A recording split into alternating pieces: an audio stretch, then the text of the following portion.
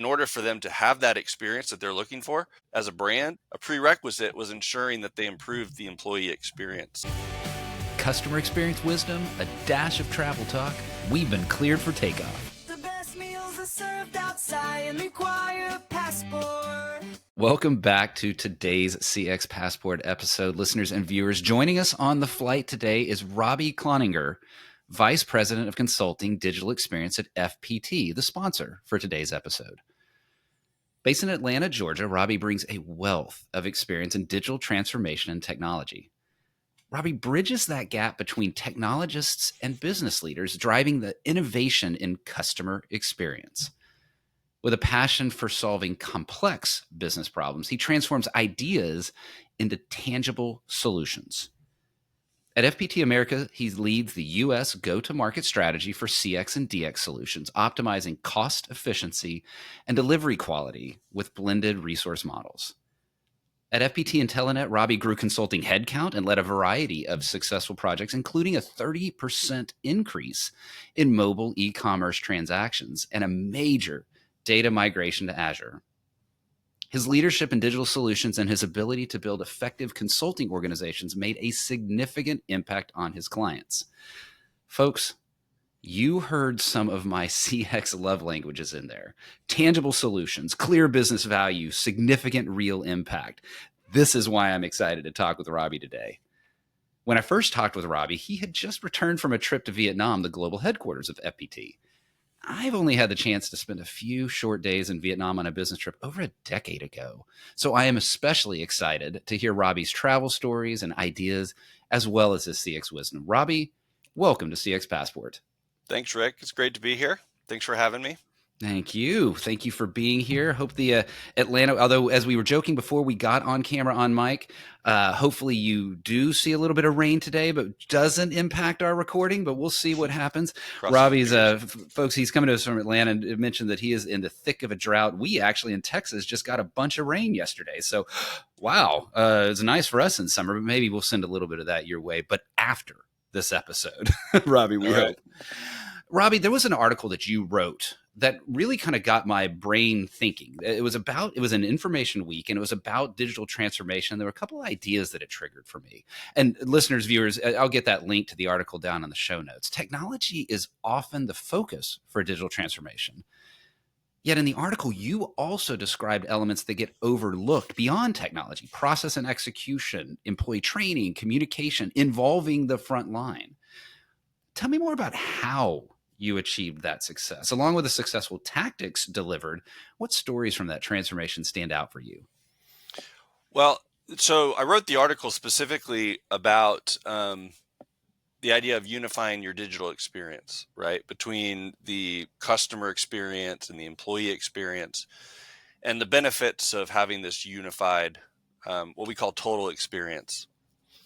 And I refer to a specific, as you talked about, a digital transformation that we did for actually a very large global quick service restaurant chain and franchisor. And the experience of kind of going in and seeing their challenges and having silos within the significant, walls up between the different business units within the organization, and then the corporate, and then the franchise owners, and then the staff in each of the stores, and how we saw their challenges, empathized with them, and then approached it. And it required a comprehensive kind of point of view of, what do you want your customers to experience? What are the challenges that they're facing today, and how, in order for them to have that experience that they're looking for as a brand, that it required a prerequisite was ensuring that they improved the employee experience. And that was kind of the customer experience was the outflow, really, of improving the employee experience, and not, or the internal stakeholder experience is what I would refer to it as. So, that's kind of the context of the article, and then our kind of going through the process and how we achieved great results. Those silos and you mentioned total experience. I want to pull a little bit at that total experience study, either inside of the context of that specific story or just in general. It is sort of cliche almost to talk about, oh, corporate silos, we got to bust those down. But there's actual work that goes into that. Mm. People naturally fall within their tribes, within their corporate organizations. So tell me more about that total experience and how you go about that approach. And then I'd love to know how that ties to specific tangible business results. How can breaking those silos get to real honest to God results? Yeah. So this, I'm going to speak in generalities here, but Mhm. typically, businesses will have different groups that are responsible for the experience of the customer and the experience of the employee, right? And so I'm going to double click down. When I talk about experience, let's focus on content. Okay. Okay. So the content being the marketing engagement, the branding, the information that a customer sees is typically owned by marketing, and the content that an employee or an internal stakeholders is typically owned by HR or some internal communications department. And a lot of times because of that, the information being given to customers may not always be in sync with the information given to employees, right? Yeah. So when we talk about total experience, we're really talking about creating synergy between those two kind of experiences, right? So it's, Mhm. I mean, the simplest example is like in a retail experience, which is where a customer may come into a store because they saw an advertisement with some kind of, sale for something.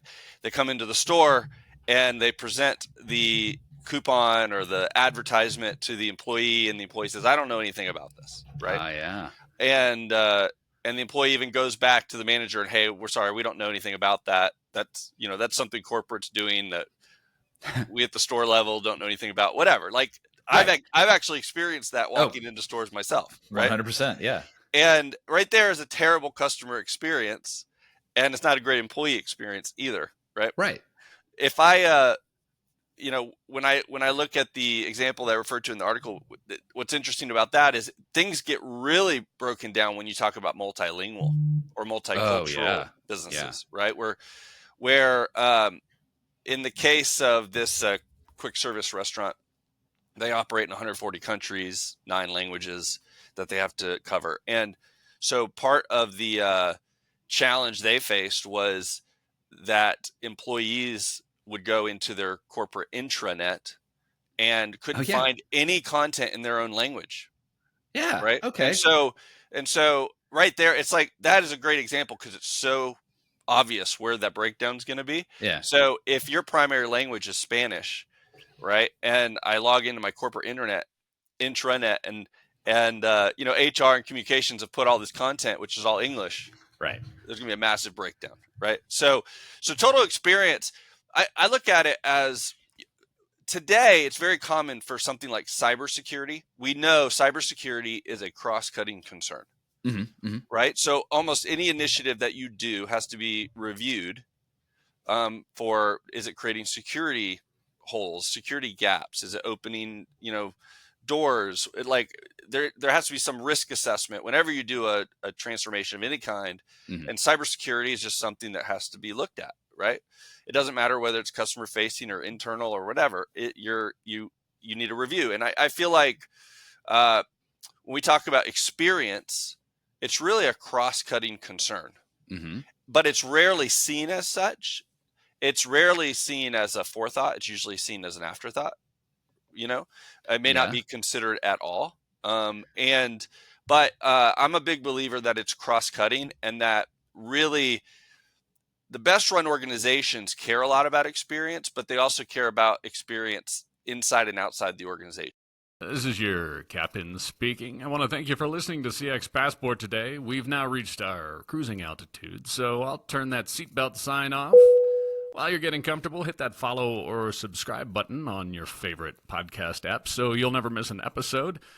Love it if you'd tell a friend about CX Passport, leave a review so others can discover the show as well. Now, sit back and enjoy the rest of the episode.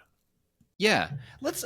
I want to ask you, you saw kind of my face kind of furrow up a little bit because to folks like you, to folks like me and others that are in the CX, heck, probably a good percentage of the listeners and viewers are thinking, well, yeah, of course it needs to be the same message on both sides. Yet I would bet a good percentage of listeners and viewers have had exactly the experience you describe. Whether it's calling into a contact center about a technology support issue and whatever upgrade in the software wasn't communicated to the contact team. And so they don't know what that is. And heck, I just wrote a newsletter about my daughter's experience working for a movie chain and how there was a disconnect between corporate and what she actually experienced in the front line right there in front of the customer. And to us, it's obvious. So the question I'm going to ask you is, why wouldn't a company treat this cross-cutting total experience with the same vigor that they treat the cybersecurity example that you provided earlier? Why? Why are we still doing this? I think there's a couple reasons. I think number one is a lot of places don't have somebody who owns experience and is accountable for experience. People, obviously business leaders own their area of the business and they have the results that they want to achieve, and typically creating synergy across the business isn't one of those metrics that they're accountable for. Mm-hmm. Right. And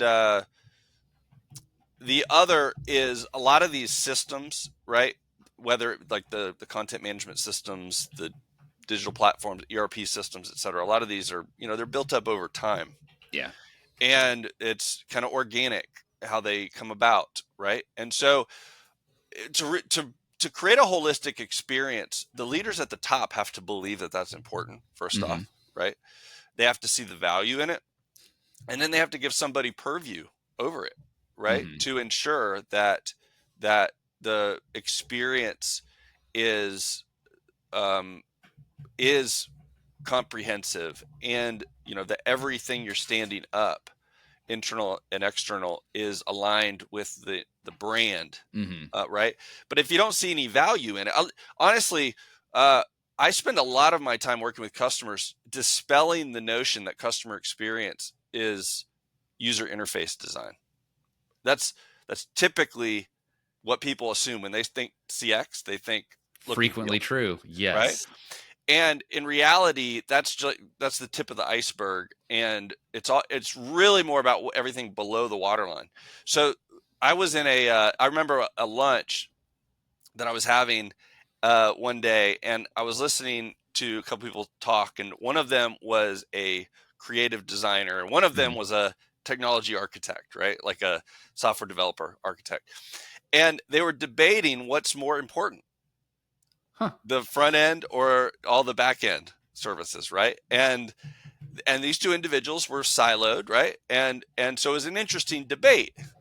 And yeah, I remember I mentioned this in one of my LinkedIn posts that I'd placed an order at an online retailer, and it could not have been any easier to find what I was looking for and place the order, right? But when it was actually delivered, it was the wrong thing. I opened the box up, nice. And I looked, and I got the notification that, hey, this has been delivered. I got a photo of it on my doorstep. And when I opened it up, it wasn't what I had ordered. It was something completely different than what I had ordered. Yeah. Right. And to me, what's interesting about that is it wasn't the user interface design that was neglected in that experience, right? Mm-hmm. It was something behind the scenes, a back end order management service, right? Yeah. Logistically, that actually was where the ball dropped. That is, now I alluded to it in the introduction. That is when you're singing my song, because process and execution is what I think is so vital to getting CX right today. And you described, hey, the design was right, the product selection was right, the inventory may have even been right, but the supply chain execution or whatever, who knows where it could have actually just been in the pack and ship, which I guess is technically supply chain. Okay. That overall look at it, not just what a team might view as UX is what is all about CX, or it's just the customer service or success. It's that overall. And I think that's something that you had mentioned to me earlier, because you had talked about how your company's focus today is very system integration, data migration, system upgrades. I would say that most listeners, conventional wisdom would not expect folks to see this through a customer experience lens. They're seeing technology, system, data migration. You, though, have said all, and you were pretty emphatic about that, all initiatives should not only have this customer experience lens, but they should start with it. Why is that?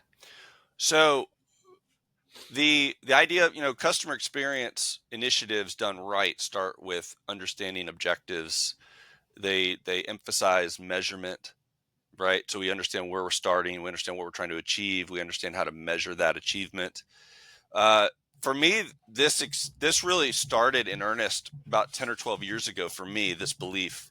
And I had a mentor who was kind of leading my business group in consulting at the time, and he was emphatic that everything we do should have a human centric. It should be centered around the human who would be using or impacted by what we're doing.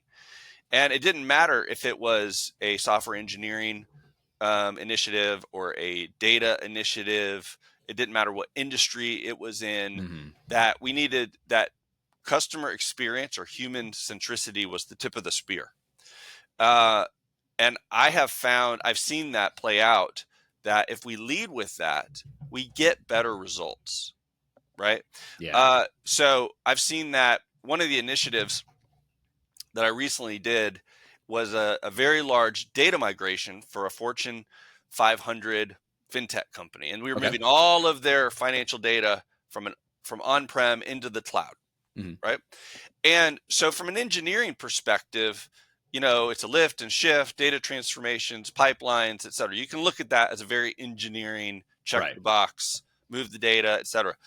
But what they were really trying to achieve is they wanted to create better dashboards for their stakeholders so that they could get more meaning out of the data and make better decisions. It'd be real time, always accessible, self-service reporting, et cetera. So there were all these capabilities that were going to be provided by the cloud that were not provided by their current ecosystem. And the temptation, honestly, is, hey, we're going to look at this as a data engineering exercise. But in reality, let's start with what the business is trying to achieve with this, right? What are the dashboards? What should they look like? Right. What kind of reports do they need access to? And then work backwards from there to say, okay, well, now that's the experience they want. How do we provide them and move the data and transform the data and ensure that we can deliver that experience? And yeah, behind the scenes, it's a lift and shift and doing all this transformation and stuff. But you need somebody who understands that the real objective of this is to make somebody's life better. That's the real objective, right? Ooh, Even if it's right? And if you don't look at it that way, you really do run the risk of doing all this work just for the end users to be complaining that they still don't have what they need. That's really good. And that's that idea. These are obviously not my phrases. Heck, the book is sitting on the shelf there, right? But the outside in view of, okay, let's not start with our internal objectives, which is to make our data more efficient, or it operates better in the cloud, or it's more accessible, but rather the why. What is it that we're doing this for?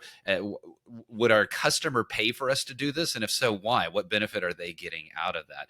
And it does make sense that even in the technology layer, and I think maybe there needs to be more of that said, that even inside of the technology layer, having that customer lens is so vital. Yes. Now, Robby, I can't miss this opportunity here. You did just get back from Vietnam. And while I've mentioned I was only there for a little bit, I found it beautiful. Food was spectacular. The chaos of Ho Chi Minh City was actually exciting. So was the peace of being on a boat on the river. I loved it in my few days, but you've had the chance to go there for work and spend some really good time there. Oh, imagine a little bit of travel fun too. What stood out to you, especially in the context of customer experience? Anything you took home with you that you have now started to apply to your business and experience approach today? Yeah, I think it's anytime you can travel to another culture, it's very, the temptation is, if you have business leaders in America and you're trying to build, especially global applications, the cultural distinctives, the cultural differences between what's important to like the Vietnamese culture versus what's important in the American culture, and how they shop, and how they do something as simple as pay for a taxi ride Yeah. is very different.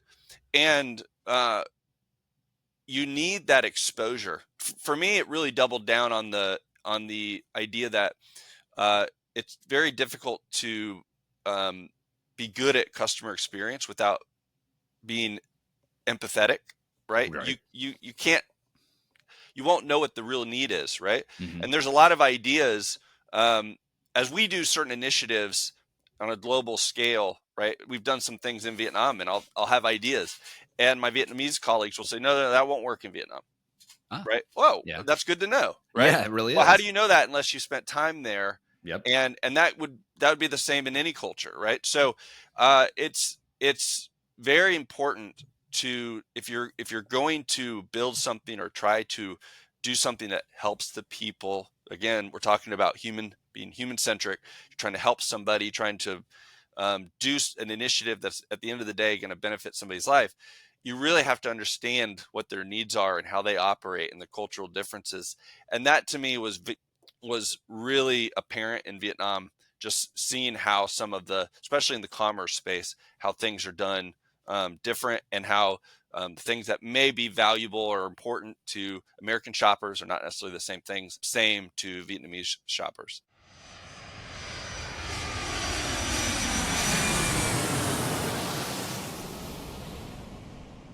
Robby, that's brilliant. You're right. Even just the basics of paying for something, whether it's, I won't even presume to know, but right, we've certainly seen that other countries are way ahead of the U.S. when it comes to digital wallets and some of that aspect of it, and what that might look like there. A couple things you loaded in there were the idea of, you wouldn't know unless you asked someone or had experienced that culture. And there's even the whole thread of exactly build our teams with that global, build our teams with that understanding of cultures that aren't monoculture, right? And so even having a team that is global like that is so valuable. But it is time for us to take a break. And I would imagine when you flew over to Vietnam, there were times that you wished you had a break, and hopefully you did. I still remember the first class lounge in Hong Kong, Cathay Pacific, spectacular. And so today, I want to invite you into a first class lounge, maybe not as nice as Hong Kong, but the first class lounge today, we'll move quickly and have a little bit of fun here. What is a dream travel location from your past? So probably my favorite place in the entire world that I've been is not too far from home, but it's the Outer Banks of North Carolina. Oh, nice. I grew up in North Carolina, though I live in Atlanta now. That's the place we would vacation frequently. Mm-hmm. If you've seen the show, I don't think the show does the Outer Banks justice, but it is Never does. It is a stunning series of islands, and whenever I go to the Outer Banks, I visit multiple lighthouses, and nice. There's just a feel about it. It's very quaint, great waves, and just pristine beaches. So that's easy. That's an easy question. That the easiest one you'll be asked today. Maybe. Yep. We'll see. We'll get some more of these hard hitting questions. But how about a dream travel location you've not been to yet? So I would say the island of Kauai. Oh, cool. Yeah. What is it that draws you to there? Jurassic Park. No, just kidding. No, actually, I love hiking. Yeah. They have some of the best hiking trails in Kauai. Obviously, the whole island atmosphere, but I'd love to go to. I haven't been to Hawaii actually in general, but I'd love to specifically go to Kauai and experience some of the hiking there, and waterfalls, etc. I think that's what a lot of folks don't know about that island is that it's got the Hawaiian Grand Canyon. Let me try to say that again. The Hawaiian Grand Canyon. And it caught me off guard. I joke that I made a mistake by taking us on our first anniversary trip to Hawaii. And so then I set the bar a little too high after the first trip. Yeah. But I was blown away and did not realize how you think beaches, you think palm trees. Yeah, but the Grand Canyon, the hiking, all of that, a brilliant place. I hope that you get a chance to go there soon. What is a favorite thing of yours to eat? So I guess sticking with the travel theme, when I was growing up, my mom would often make one of her go-to dishes was grilled steak with Mm. angel hair pasta and pesto sauce. Okay. Ooh, And okay. yeah, it's kind There's a of here for a go-to. so Okay. when I was in between high school and college, I spent a summer in Australia.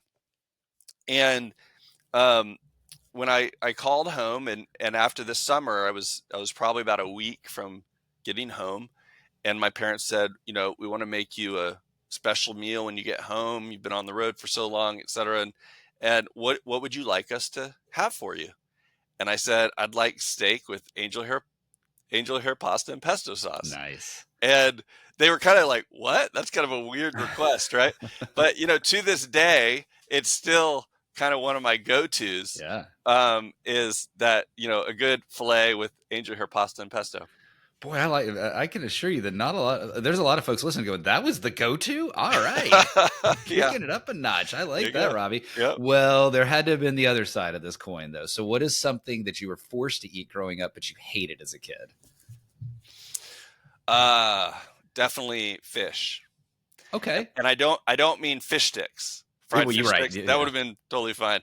No, but I really lacked an appreciation for, my dad would make like trout. Right. And I really lacked appreciation for eating fish off the bone, kind of thing. Right. And now I love trout, salmon, et cetera. But definitely back then that was a challenge.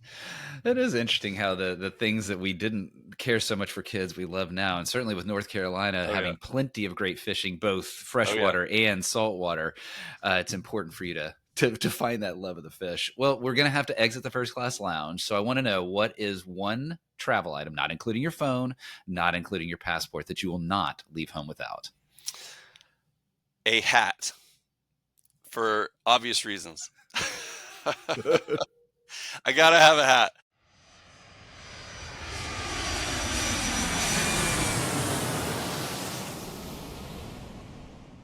Oh, Robby, man, I love that answer. I do. And listeners, if you aren't listening, okay, I think you probably, or if you are not watching, I think you got a pretty good idea as to why Robby is saying that. And I like the self-awareness. Robby, I am one that is clinging to my scraps and just spraying a lot of sunscreen on the thinning spaces here. Yeah. I really don't mind losing my hair from a vanity perspective.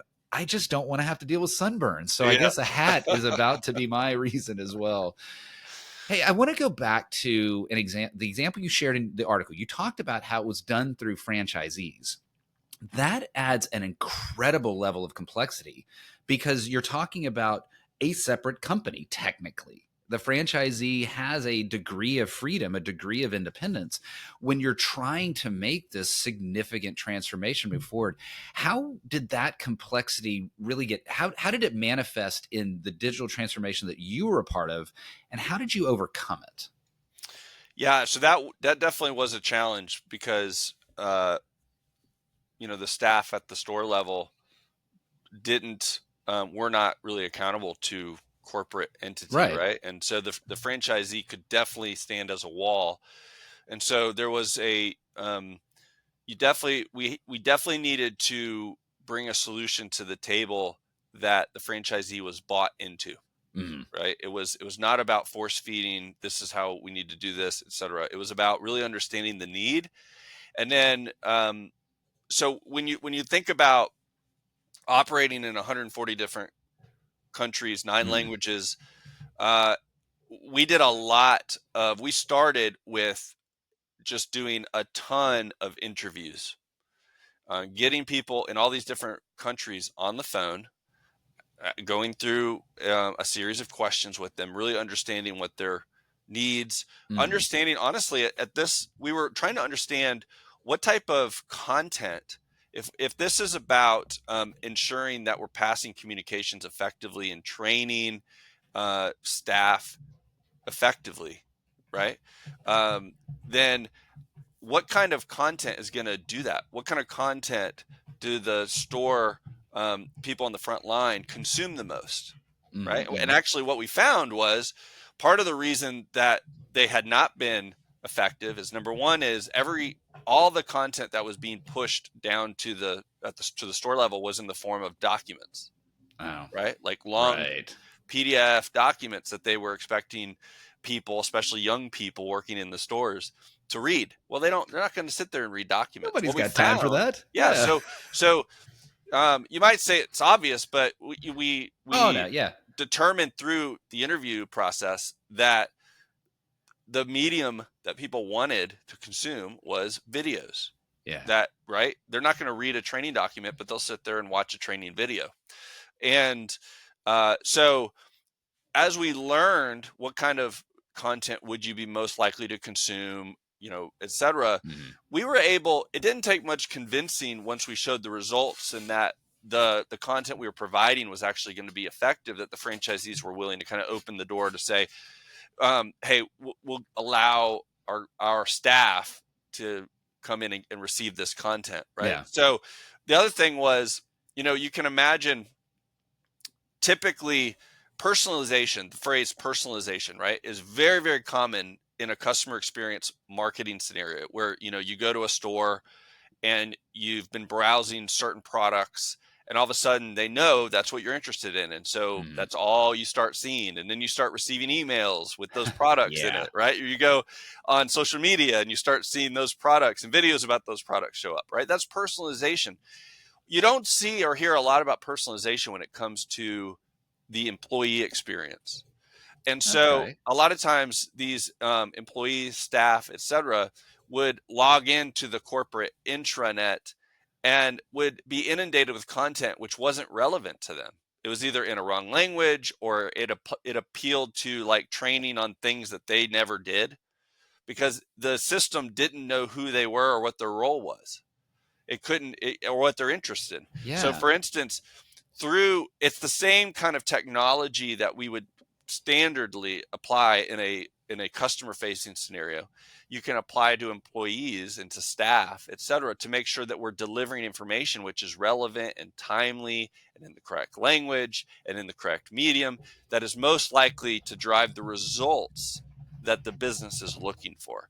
And so we applied that to this, and that in doing this personalized approach, honestly, the wall of the franchisee kind of came down because they saw the value in it, and they saw that it was actually by allowing us to distribute effective content in a personalized way to their staff, that they were actually going to increase their own store revenue by having more consistent, customer experience. What's almost when I asked the question, I didn't think this, but now that you've said it, I listened to your answer and I realized it's just the disciplines of customer experience. The franchisee in this case that you're describing is simply the customer. Yep. And what is it the customer needs, wants, desires? How do they operate? And give it to them in the fashion that they want. And then guess what? They'll choose it, and it's no longer a barrier. And so I love that you point out, it's real simple for us to look back and say that. In the moment, though, it takes that discipline to look forward and say, okay, what is the customer? Who is the customer? And what do they want? Robby, I'm cheating and looking at the clock here, and I can tell we're actually a little bit over time, but the info is so good. I want to go just a little bit longer because there's something that I want to ask you about that I extracted from your introduction, that you see your role as bridging that gap between the technologist and the business leader and bringing the customer into the discussion. How would you advise someone who is getting into this space, someone new into this space, on the best way to bridge that gap? So I had the benefit of, I have a computer science degree. I spent several years just doing software development. And so I started as an engineer, effectively, very technical. There was always a little bit of friction, though, because I found that I would work with a lot of people that didn't really care about the why. You mentioned the why earlier, right? There were a lot of people that weren't really interested in the why. They just wanted, what are the requirements? Check the box, write the code that meets the requirements. There was no real, what's the purpose of this? Right. Why are we building this in the first place, right? And I had the experience of working with some executives, and it was through that experience I began to understand what their communication style was, what their objectives were. and how they would make decisions on the technology stack based on the business drivers, right? And they cared about the why. And it kind of, all of a sudden I started to get this point of view of, well, that's what's important to them. And it kind of convinced me that technology is just an enabler of what the business is trying to achieve. We shouldn't start with the technology, but as engineers, we kind of tend to always start with the technology, right? And and then the customer came in, because oftentimes when you're dealing with an executive, what do they care about? They care about the customer. You hope so. Acquiring new customers or retaining old customers and loyalty. So that's what you hope. So, my advice to somebody coming into this space is you cannot develop true empathy without spending time with these specific individual types, right? Like the technologists, the people who are interested in the technology and what makes them tick. The executives, what are the outcomes are they trying to achieve? The customers. I spent a lot of time in each of those spheres, interviewing customers, spending time with executives, coming from a technology background. And here's the deal. A lot of people want to stay where they're comfortable, right? So if I'm a software engineer, I kind of want to live in that software engineering space. Right. And if I'm an executive, I don't really understand the technology necessarily, and I don't really go there. And then understanding what the customer is looking for. You kind of have to embrace not being the expert at times and just living and absorbing and really trying to say, my goal here is to learn what you are trying to achieve and what drives you. And I find when I talk about bridging, it's like I want to be able to speak all those different languages, right? Yeah, that is a brilliant nugget of advice to give, of the idea of bridging all of that. Robby, this has been a lot of fun talking with you today. One, just the overall customer experience insights and applying it to technology projects, and how look, you got to do this for all projects. It's just got to be, that's the way it's got to be, to understanding the value of understanding globalization when you're talking about different cultures and creating global solutions, to perhaps the best description of the basic food item, the go-to food item with the steak and the pasta, which I'm still going to be thinking about throughout the rest of my day. Robby, if folks wanted to get to know a little bit more about you, your approach to CX, your approach to transformation, or to get to know a little bit more about FPT, where should they look? So for me, definitely my LinkedIn. And I'm trying to make a concerted effort to put and post more content out there about my perspective on total experience. For FPT, certainly go to our website and has a wealth of information about all our vast awesome experiences. Awesome. Well, I will get all of that into the show notes. So folks, scroll down there, get to know a little bit more about Robby, get to know a little bit more about FPT. And certainly thank you to FPT for sponsoring this episode. It is always appreciative. I always appreciate being able to partner with someone who values CX Passport as much as the listeners and the viewers do. Robby, it was a lot of fun today. Enjoy the rest of your day for sure. And Robby, thank you for being on CX Passport. Hey, thank you, Rick. I appreciate it.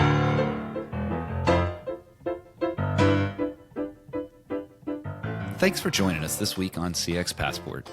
If you like today's episode, I have 3 quick next steps for you. Click subscribe on the CX Passport YouTube channel or your favorite podcast app.